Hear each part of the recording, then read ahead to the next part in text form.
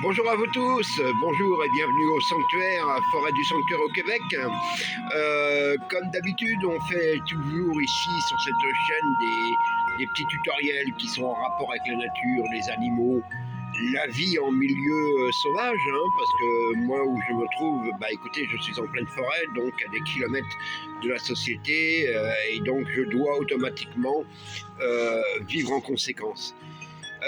Ça fait que, écoutez, on développe avec le temps de petites combines qui nous permettent, parce que, écoutez, on n'a pas les moyens autour de nous, comme on peut avoir en milieu urbain, pour se nourrir, pour se protéger, pour tout un tas de trucs, pour se chauffer, tout ça.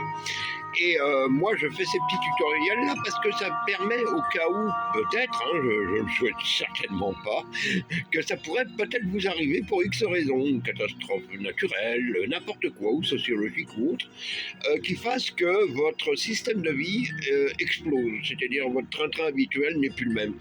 C'est ce qu'on appelle le bris de normalité. C'est-à-dire que du jour au lendemain, boum, on ne sait pas pourquoi, là ici, il y a plein de raisons qui font que plus d'électricité, plus de chauffage, ça peut arriver. Alors donc, moi je dis qu'il vaut mieux toujours prévoir, toujours se prémunir au cas où. Vous savez, si on a un extincteur dans sa cuisine, ça ne veut pas dire qu'on va s'en servir tous les jours, mais au cas d'une friteuse qui prend feu ou quoi, écoutez, vous avez votre extincteur. Si vous avez une roue de secours dans votre voiture, c'est pas parce que pour faire beau, c'est tout simplement au cas où vous crevez sur le bord de la route, vous pouvez changer votre roue. Et dans la vie, c'est pareil. Si vous devez, vous préparer à évacuer, vous devez avoir un sac d'évacuation d'urgence avec tout ce qu'il vous faut à l'intérieur, rapidement, pour pouvoir dégager.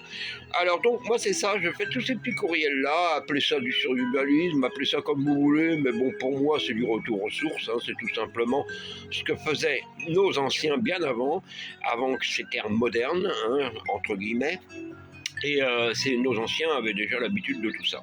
Alors aujourd'hui, on va faire un petit tuto rapide pour les militaires et autres, chasseurs, militaires, tout ça, vous connaissez, donc il n'y a pas de problème.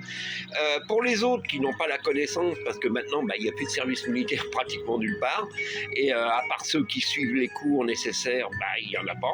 Donc on va faire un petit tuto sur les armes à feu.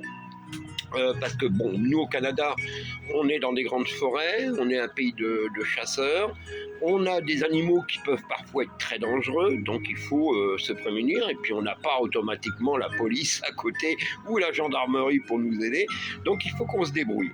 Voilà. Alors on va faire un petit tutoriel. Maintenant, sachez une chose, c'est que concernant les armes à feu, il y a une certaine juridiction à accomplir. On doit passer par un cours ici, je parle au Québec, au Canada. On passe par un cours et après on fait une demande d'acquisition et de détention d'armes à feu pour pouvoir acheter une arme. Alors après, une fois qu'on a une arme, il faut encore la connaître. Donc il faut connaître ce que c'est que l'arme que vous avez, et il faut aussi connaître ce qu'on appelle les cartouches ou les balles. Alors c'est ce qu'on va faire aujourd'hui, vous allez voir, c'est assez simple pour ceux qui ne le savent pas. Je vais essayer de voir si on peut retourner la caméra. J'arrive pas à retourner la caméra. Bon, on va tourner le téléphone tout simplement. Bon, alors, pour ceux qui vont un jour acquérir une arme, que vous n'avez pas vraiment de connaissances sur les armes à feu, sachez qu'on ne peut pas mettre n'importe quoi dans n'importe quoi. C'est-à-dire qu'il y a des cartouches, il y a des balles, il y a des fusils, il y a des carabines, enfin, il y a tout un ensemble d'armes à feu qui sont différentes. Et donc, on ne peut pas mettre n'importe quoi dans n'importe quoi.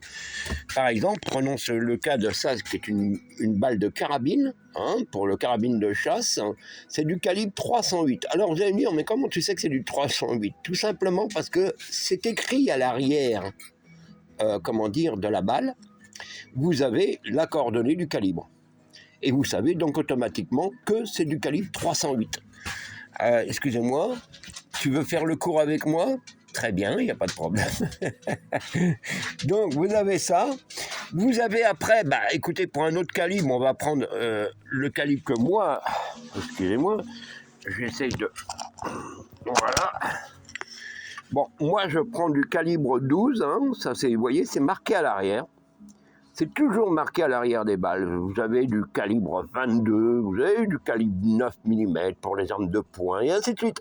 Donc, à partir du moment où vous voyez à l'arrière de la balle, c'est marqué 12. Donc, c'est calibre 12. Je le préconise parce que c'est pour la chasse et même pour la protection au cas où. Vous avez différentes balles. Bon, ça, c'est ce qu'on appelle une slingshot ici. C'est une balle à sanglier. Mais vous avez aussi des cartouches de petits grains. C'est ce qu'on appelle du petit grain, de la petite chevrotine pour le petit gibier, comme je sais pas, le chevreuil, la perdrix et autres.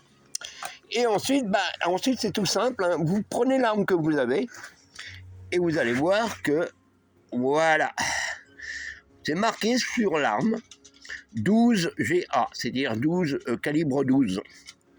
Donc, vous pouvez avoir des calibres 20, du calibre 22. Donc voilà, calibre 12 qui va automatiquement aller avec le calibre de votre balle. Alors comme je le dis, les militaires, les chasseurs savent ça, pour eux c'est du b.a.-ba.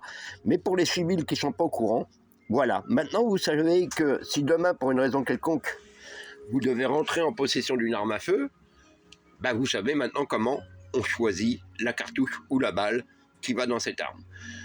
Vous devez aussi penser à la sécurité. Très important, ne laissez pas une arme chargée à la portée des enfants ou autre. Toujours décharger votre arme, mettre vos chargeurs dans un endroit, vos balles, vos cartouches dans un autre endroit et votre arme enfermée dans une armoire ou un coffre spécial pour ça. Toujours avoir une grande sécurité. Moi personnellement ça va, je vis seul donc je ne risque pas d'avoir un accident, mais pour les personnes qui ont une famille ou quoi, prenez la sécurité qui est importante au niveau des armes à feu. Vous avez plein de tutoriels à ce sujet sur YouTube, je vous conseille d'aller les écouter. Et puis, écoutez, si vous n'avez pas besoin d'armes et que vous n'en aurez jamais besoin, tant mieux. Mais quelquefois je me dis une chose, il vaut mieux avoir une arme et jamais s'en servir que ne pas en avoir au moment où on en a besoin. Voilà, salut, à bientôt.